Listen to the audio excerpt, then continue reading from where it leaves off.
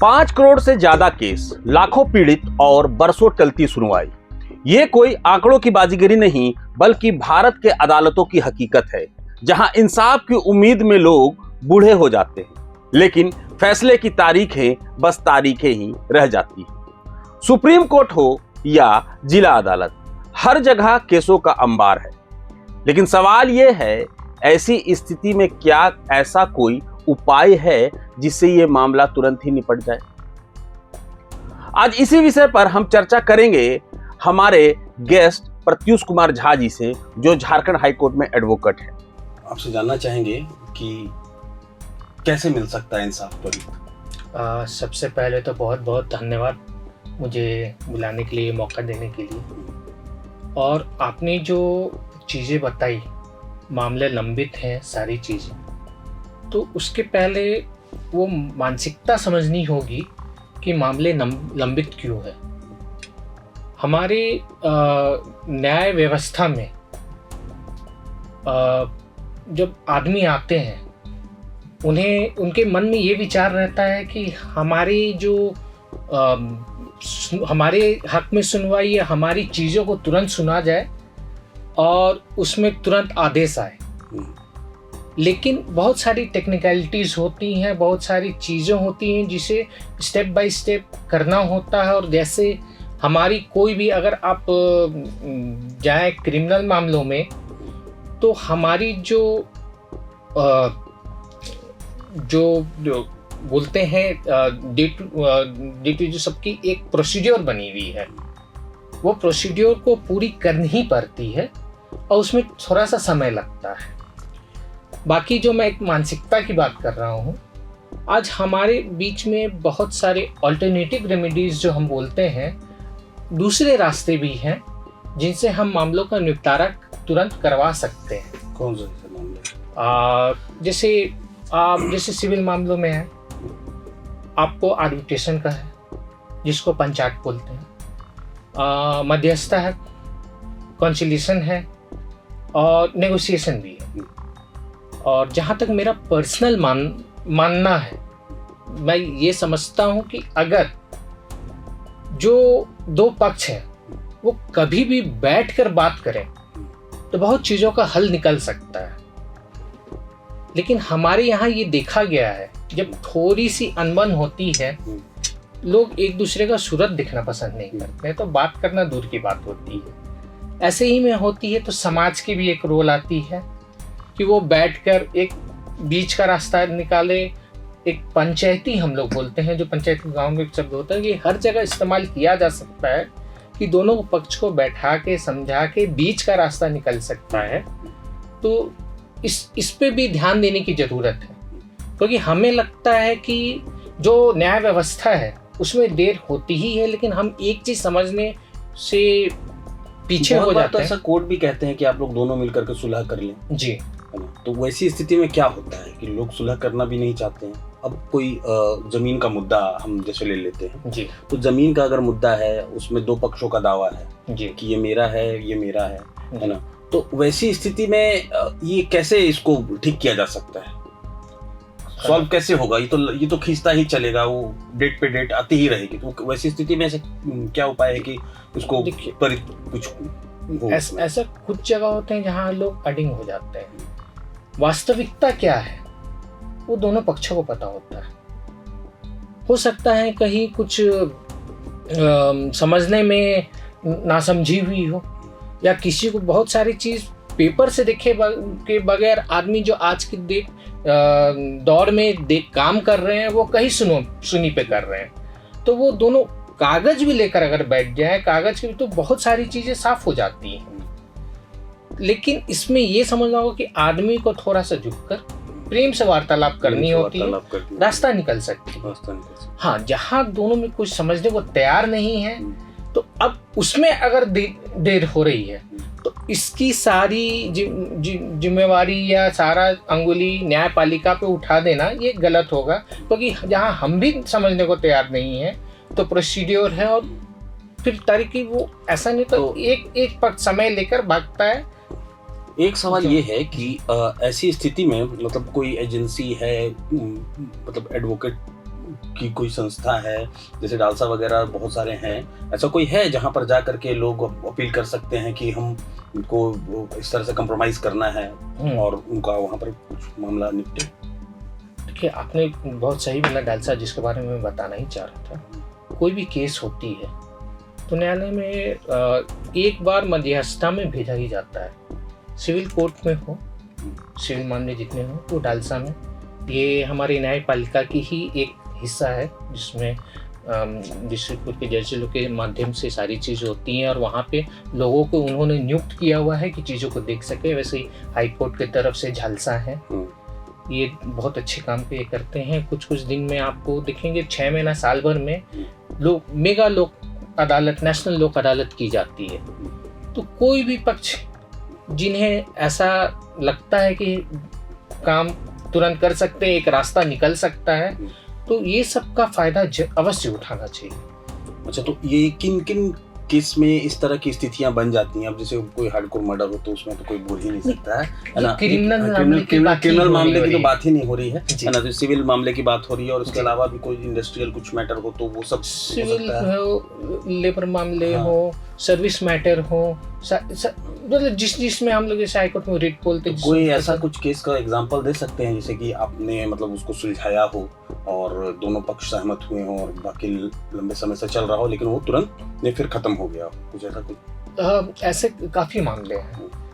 खैर मेरा जो उदाहरण सब रहेगा, क्योंकि मैं अभी बस प्रयास करता, मतलब पनपता हुआ वकील हूँ, अभी उतना बड़ा मुकाम नहीं, सीख रहे होंगे, बस सीख रहा हूँ। हाँ, अभी सीख रहा हूँ।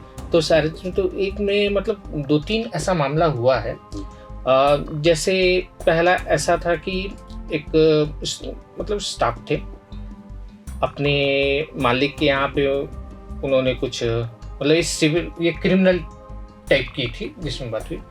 उन्होंने वहाँ पे कुछ पैसा, कुछ बाती हुई, वहाँ से पैसा लेके वो निकल गए। निकलने में जितनी पैसे थी उस दिन की वो लेके निकल गए। तो एफआईआर हुआ, सब चीज़ हुआ, वो अब आए बेल कराने के लिए। तो मालिक ने जो आए, मालिक हमारे पास आए थे तो हमारी से बात हुई, तो मैंने यही पूछा कि आपका मनसा क्या है। अब वो जो लड़का था वो बहुत कम उम्र का था, वो 20 से 21 साल का था। तो उसने यही बोला कि हो सकता है कुछ उस दिन बात में उसे बुरा लग गया हो, इंसान बुरा नहीं है, तो हमें ये बात, लेकिन अगर ऐसा नहीं करता, अगर कोई ऐसा कर रहा है आपके दुकान में या कहीं पर और उसका हम शब्द बोलते हैं कॉग्निजेंस भी नहीं ले, हम उस पर कोई कार्रवाई नहीं करें, तो ये बाकियों के लिए खराब एग्जाम्पल होता है, वो भी ऐसा करने लगेंगे। तो इसीलिए हमें करना पड़ा। तो ठीक है, अगर ऐसा है, अगर बैठ के बात सुलझेगा तो क्या करेंगे, तो ठीक है, समझाने की कोशिश करेंगे। ये जेसी साहब के कोर्ट में लगा था। जेसी साहब के सामने जब वो आए बेल के लिए, तब ये बात रखा गया। जेसी साहब जनरली जैसे बोला, उसमें पद्धति में एक बार बोला था मीडिएशन के लिए, मीडिएशन पे गया, वहाँ उन्होंने तुरंत बात की और पूछा। उस बंदे ने भी तुरंत माफ़ी मांगी कि हाँ सर, उस दिन जो हम लोग एक शब्द बोलते हीट ऑफ मोमेंट में, ऐसा ये कि मेरा वैसा इरादा नहीं था करने का, ये गुस्सा में हो गया। तो वो मामला को वो दोनों बैठ के 1 तारीख में ही ख़त्म किया उन्होंने। तो इससे ये जो एक व्यापारी का आप समझिए, उसे हर दिन काम करना है। अगर उसे अपने काम से निकल के न्यायालय आना है या कोई एक्स्ट्रा काम करना है, तो वो उसके लिए क्या बोलते हैं, एक भारी लगता है, क्योंकि उसमें उसे कुछ आना नहीं है, खर्चा होना है, और मानसिक ये भी है कि हर तारीख में रहना है। सामने वाले ने भी समझा, तो उसकी भी जब मामला खत्म हुआ, उसका उम्र कम था, तो उसका भी जो एक बोलते हैं कैरेक्टर बैकग्राउंड जो होता है, हम लोग बोलते हैं क्रिमिनल एंटीसीडेंट, तो वो वैसा कुछ नहीं आया, उसका भी कैरेक्टर में पूरा साफ रहा और तुरंत वो खत्म हुआ मामला। तो ऐसे और भी रहेंगे, क्योंकि मेरे एक्सपीरियंस के हिसाब से मेरे छोटे मामले हैं। नहीं, आप एक्सपीरियंस की बात ही कर रहे हैं, तो इस फील्ड में आप हैं, वकालत में, आप हाई कोर्ट में प्रैक्टिस भी कर रहे हैं, तो आप मतलब अपने सहयोगी और फिर जो आने वाले जो जनरेशन है, जो आपके पीछे आएंगे, उसको क्या कहना चाहेंगे आप?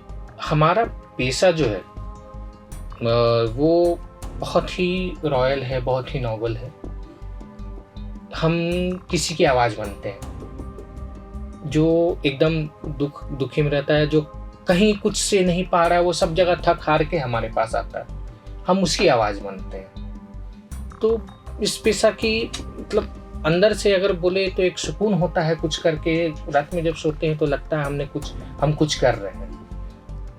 लेकिन ये भी समझने का है कि जो आते हैं, जैसे हम जब नए वकील थे तो डे फर्स्ट से और 10 साल के बाद में अंतर होता है, और सब चीज़ पहले दिन से नहीं होती है।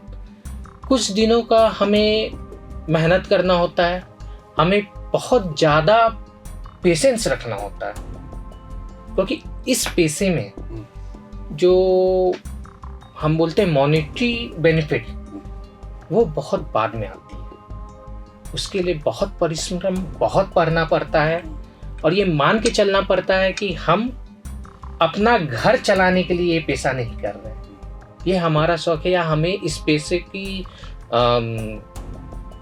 करने की इच्छा है, हमें कुछ दिन में उस चीज़ की लत हो जानी चाहिए। एक समाज सेवा भी है ये।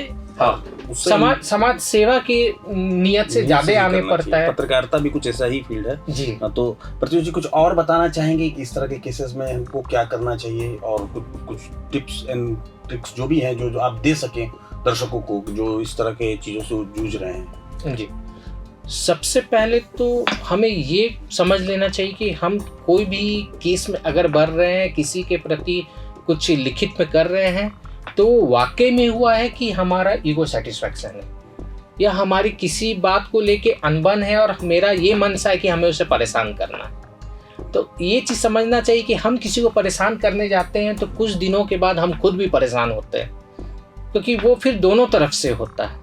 तो ऐसे मनसा से तो केस करना ही नहीं चाहिए। दूसरा, जैसा मैंने पहले भी बोला कि अगर हम एक टेबल पर बैठकर बात करें तो बहुत सारी चीज़ों की हल निकल सकती है। उसके अलावा जब शुरुआत में रहते हैं, क्योंकि बहुत सारे केसेस में देखा जा रहा है कि आदमी 10 साल बाद 15 साल बाद थक के सुलह कर रहे हैं। ये मनसा अगर हम पहले दिन से रखें तो बहुत सारे चीज़ न्यायालय की तरफ से भी आते रहती है, जैसे बथुए जालसा में होती है, लोक अदालत होती है, मीडिएशन होती है। हर केसेस में सिविल मामले में तो एक बार जाती है मीडिएशन में। तो उस जगह उस समय अगर हम सार्थक प्रयास करके उसको ख़त्म करने की मंशा रखें तो अवश्य ही केस ख़त्म हो सकती है। और जैसा पेशेंस के बारे में बता रहा था, तो मेरे गुरुजी ने एक बार बोला था कि आप जब मिठाई खरीदने जाते हो तो आप डब्बा अलग से नहीं खरीदते हो, मिठाई के साथ डब्बा अपने आता है।